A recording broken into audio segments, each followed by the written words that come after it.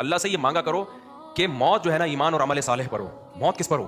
بڑے بڑے نیک لوگ حدیث میں آتا ہے کہ عین آخری وقت میں پلٹ جاتے ہیں, وہ جنت میں ایک قدم ان کا جنت کے قریب ہوتا ہے, ایک بالش, اور ایسے اعمال شروع کر دیتے ہیں کہ جہنم میں چلے جاتے ہیں. اور برے برے لوگ ایسے ہوتے ہیں جہنم کے ایک بالش قریب ہو جاتے ہیں اور ایسا نیک عمل کرنے لگتے ہیں کہ یو ٹرن لے کے وہ کہاں چلے جاتے ہیں؟ جنت میں. ہم نے دیکھا ہے نا بوڑھے غیر مسلم, میں نے تو ایسے مشاہدہ کیا, ایک عیسائی مسلمان ہوا, جوان تھا بالکل, کوئی موت کا چانس نہیں تھا اس کا. کمال کی بات ہے, ادھر اسلام قبول کیا, ہماری مسجد میں مسلمان ہوا تھا جب ہم پہلے رہا کرتے تھے, اسلام قبول کیا رمضان میں, اسی وقت سے روزہ شروع کر دیا, اچانک بخار آیا اور ایک ہفتے کے اندر اندر ڈیتھ ہو گئی. اب دیکھو 24-25 سال کا ینگ لڑکا تھا, ساری زندگی عیسائیت میں گزری, لیکن اسلام قبول کیا, لیکن ایسا ڈٹ گیا تھا نا اسلام پہ, وہ جب اسلام قبول کیا نا پورا خاندان نے اس کا بائیکاٹ کیا. اس نے کہا بھائی میں اب اسلام کو نہیں چھوڑوں گا. اللہ کی قدرت, کیونکہ اللہ کو پتا تھا یہ مرنے والا ہے نا, تو اللہ نے کیسے جنت کا سامان کیا اس کے لیے.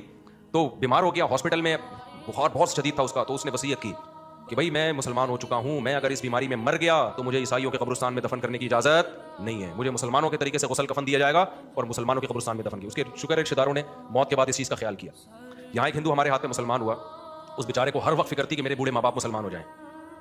بہت زیادہ بے روزگاری سے جو ہے نا وہ دو چار ہوا, بڑے مسائل ہو گئے. اللہ نے اس کو ایسا جذبہ دیا, اس کو فکر کی میرے ماں باپ کیا ہو جائیں. وہ سننا نہیں چاہتے تھے اس کی بات, اس کو گھر سے نکالنے کی دھمکیاں. اس کے ابا کو ہو گیا فالج, بہت بوڑھے تھے, فالج ہو گیا, اور بالآخر بیمار ہوتے ہوتے ڈاکٹروں نے کیا کر دیا جواب. پھر اس نے ابا کو نا کسی طرح سمجھایا, اللہ نے اس کے ابا کو کچھ دل میں نرمی پیدا کی. مجھ سے تو یہ واقعی نہیں سنایا جا رہا بھائی, شادیوں کی باتیں ٹھیک ہے یار, کیوں ٹینشن لے آدمی. تو وہ کیا ہوا, تھوڑا سا نارمل کنڈیشن میں آ جاؤں نا, تو وہ اپنے ابا کو لے آیا یہیں. تو مجھے کہنے لگا کہ میں ان کو بڑی محنت سے لے کر آؤں, کیونکہ اب ان کا آخری ٹائم چل رہا ہے, آج نہیں کل نہیں پرسوں نہیں, کسی بھی وقت. ڈاکٹروں نے وہ حالت بھی دیکھنے سے لگ رہا تھا. تو اللہ کا فضل ہوا, اس بوڑھے باپ نے اس وقت کلمہ پڑھا, اسلام قبول کیا.